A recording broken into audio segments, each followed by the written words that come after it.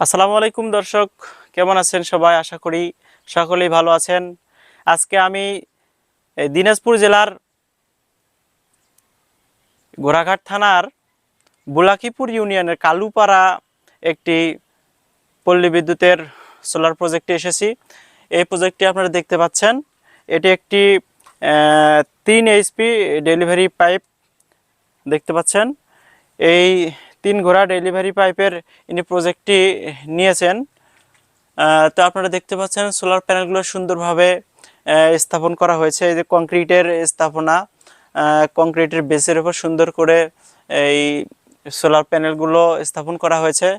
এইখানে দেখতে পাচ্ছেন আপনারা ইনভার্টার। এই ইনভার্টার মোটামুটি সকল কাজ এখানে কমপ্লিট।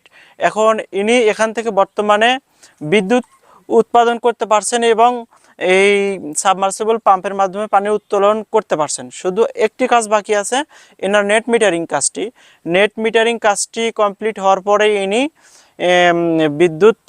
পল্লী বিদ্যুতের কাছে বিক্রি করতে পারবেন।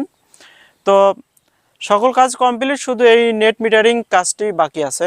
তো আমি আপনাদেরকে এই গোটা প্রজেক্টটি ঘুরে ঘুরে দেখানোর চেষ্টা করব, সঙ্গে থাকবেন। তো দর্শক, আপনারা দেখতে পাচ্ছেন এই যে সোলার প্যানেলগুলো খুব ভালো মানের সোলার প্যানেল এখানে স্থাপন করা হয়েছে। প্রত্যেকটি সোলার প্যানেল 320 ওয়াট করে। এখানে 10টি করে এক লাইনে 10টি 3×30টি প্যানেল স্থাপন করা হয়েছে।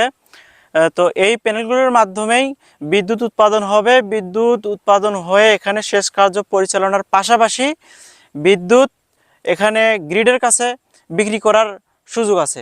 ইনি আবু বকর সিদ্দিক এই লোকের নাম। ইনি এই প্রজেক্টটি নিয়েছেন। প্রতি মাসে মাসে ইনি কিস্তি আকারে পরিশোধ করবেন।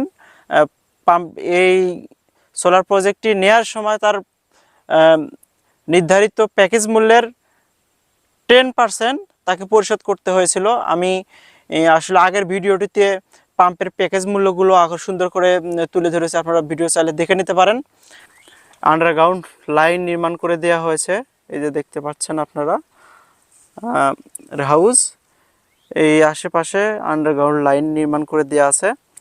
এই প্রজেক্টের পক্ষ থেকেই এটি আন্ডারগ্রাউন্ড লাইন নির্মাণ করে দেওয়া আছে। তারপরে এই যে কাঁটাতারের বেষ্টনী নির্মাণ করে দেওয়া আছে। তারপরে ওনারা এই যে বাঁশ দিয়ে আলাদাভাবে ঘিরে রেখেছেন, কিন্তু কাঁটাতারের বেষ্টনী দেওয়া আছে যাতে এর ভিতরে কেউ প্রবেশ না করতে পারে। আর এই আরেকটি কাজ বাকি আছে, শুধু এখান থেকে ন্যাশনাল গ্রিডে বিদ্যুৎ বিক্রি মানে লাইনটুকু নির্মাণ হবে 350 মিটার লাইন। তারপরে সেখানে বিদ্যুৎ বিক্রির কার্যক্রম এটুকুই বাকি। এই কাজটি একটু জটিল। আমাদের এই নেট মিটারিংয়ের মিটারগুলো আনার কাজ চলছে।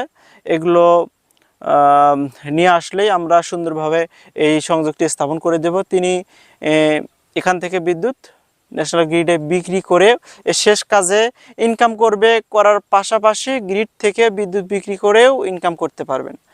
মানে 2 স্টেপে তার হলো প্রফিট হবে।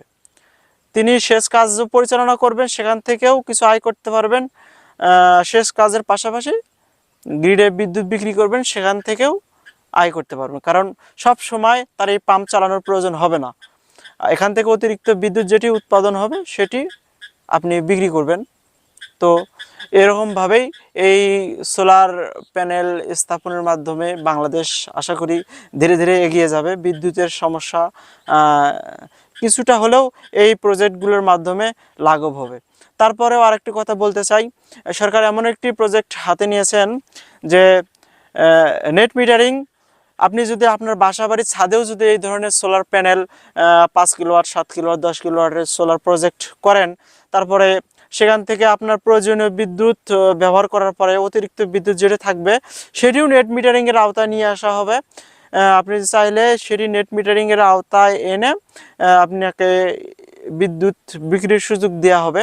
অর্থাৎ এক্সপোর্ট ইম্পোর্ট দুটিরই সুযোগ পাবেন আবাসিক গ্রাহকরা। এটা শেষ গ্রাহক, এনারা শুধু এক্সপোর্ট করতে বিক্রি করতে পারবেন।